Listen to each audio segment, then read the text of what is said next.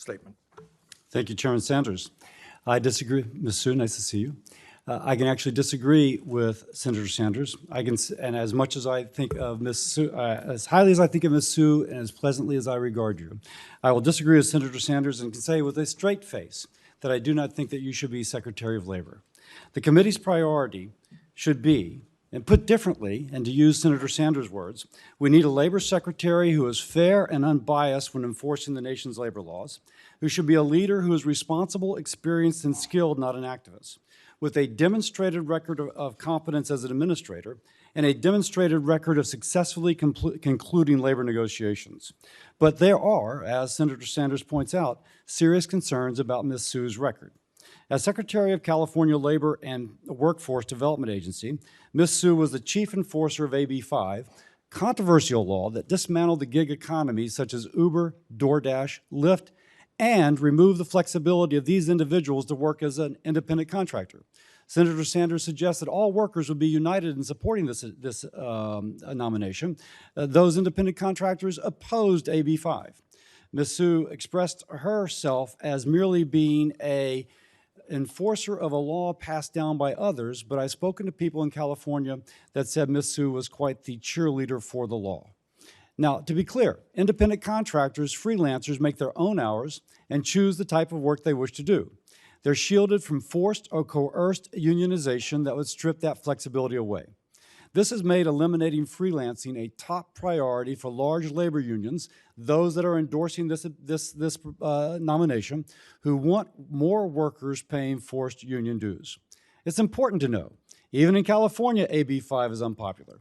The governor and state legislature had to pass over 100 exemptions after it was implemented.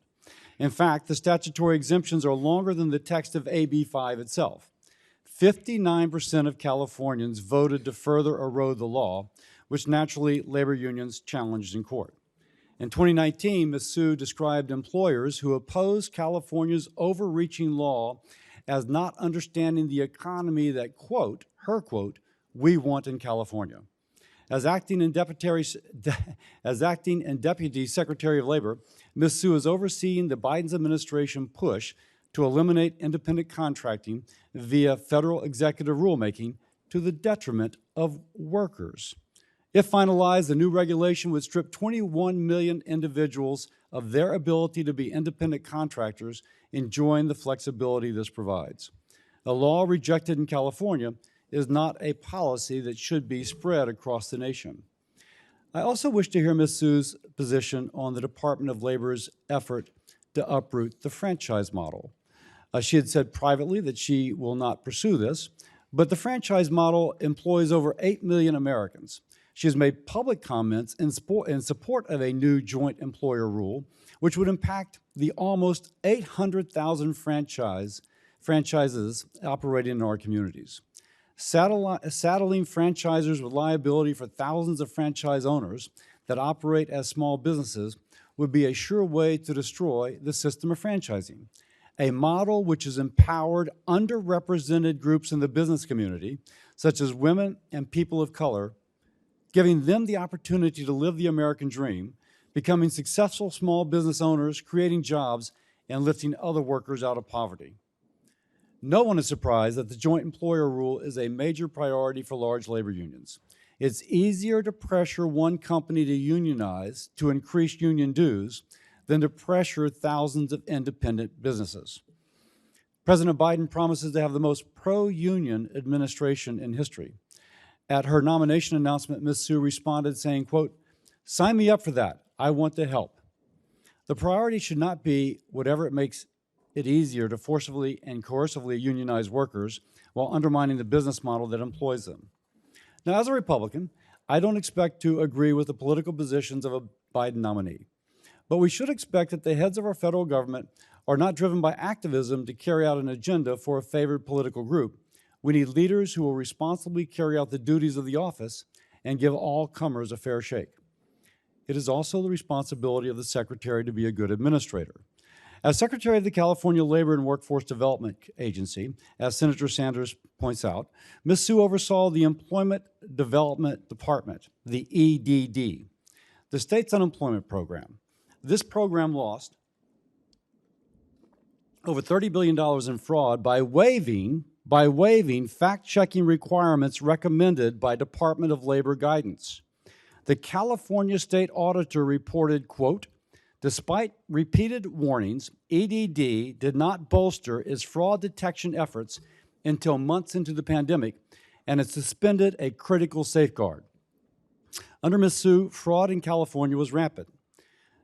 Rapper Nuke Bizzle was arrested, pled guilty, and ordered to pay $705,000 in restitution after posting a music video bragging about how easy it was to defraud the EDD program.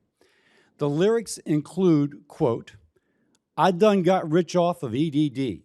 Ain't hit no more licks 'cause of EDD.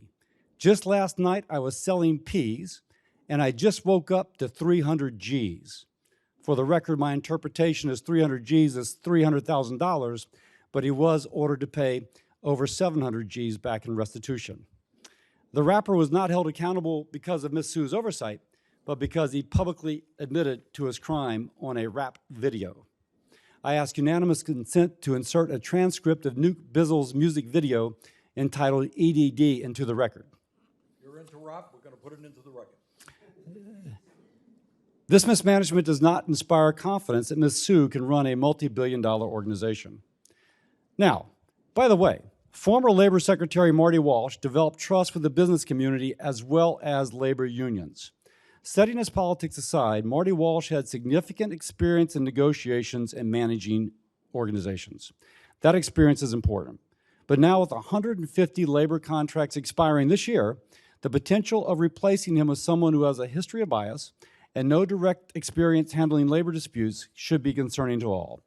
I look forward to hearing from Ms. Sue as she addresses these concerns of the committee. With that, I yield.